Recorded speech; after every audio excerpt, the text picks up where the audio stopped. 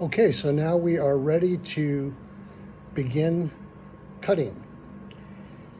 If you recall, we did do a test fire to make sure that the jet was firing properly. We also connected the garnet hose, this plastic piece, to make sure that our garnet or our sand was flowing without any type of problem. We also ensured that the head was the proper distance from the material using our collet. So it's this distance from our material. That, again, that material is a 1/4 inch 6061 aluminum. We flooded the material. So if you notice, there is a little bit of water, and that's for both sound and for clean cutting. It gets quite loud if it's not submerged. And also this cup has gone over the head. So there's the head, and this will essentially be submerged under for sound and also for splashback. So I also took and moved our head just a little bit up and to the right of our initial origin, and our part is going to be right in that black rectangle. And we can confirm that by doing a dry run before we actually start firing. So jumping back into the software, the ProtoMax Make, I've now created the new origin. So here you see it, 0, 0, and I did that by zeroing out here and here. That's both the user path and then the actual path for the model. The other piece that we needed to do was go into path setup, and we needed to change the material. So if you notice here, there's that wide variety of materials that we could choose from: brass, wood, glass, etc. And you can even create a new material. And you see that it's given a numeric designation, and that's basically telling the water jet how powerful to be.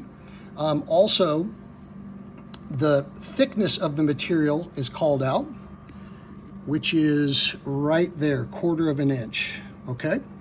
So, and then this is the actual offset from our path that the laser will be. So as you notice, it's incredibly precise. So we can go ahead and okay that.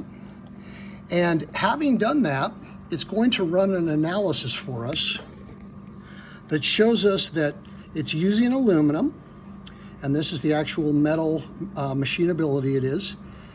It's going to be about a 12-minute cut, and it's going to take less than 3 pounds of our aggregate, okay? So we can watch the aggregate actually kind of slip down, and then we would refill it as the aggregate's getting used up. So there's a couple extra pieces of information in there, the width of the pass, etc. There's 4 piercings. It's going to be 1, 2, 3, 4, and it'll go around and then come back out here. So what we can do is we can, before we actually begin machine cutting, let's do a dry run. It's always important to make sure that our part's not going to hit any of those the supports, or run into itself, or run off our material. So what we do is we're going to left click our begin machining, and then down in the actual start, we're going to right click on this, and we're going to run a dry run at full speed, okay? So it's starting to move. That's the first piercing it does. That's the second piercing. It moves to that third piercing. And if you notice, the crosshairs are actually showing us where it's going as well. So right now it's doing the perimeter of the actual sword. And we're just kind of keeping an eye, making sure that it's within our actual blank.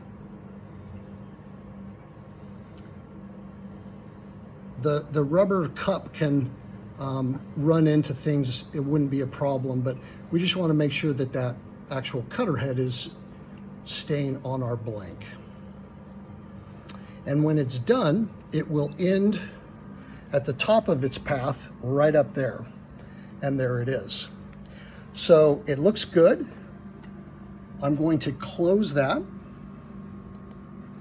I'm going to send it back home. Yes, we want to go home. It's going back to that initial start where I set it as the user origin. We like that. And so having done all that, let's proceed with the actual cutting. So I'm going to press it. It's going to, if you notice, it does have that elapsed amount of time, 12 minutes. We're going to hit start, and here it goes.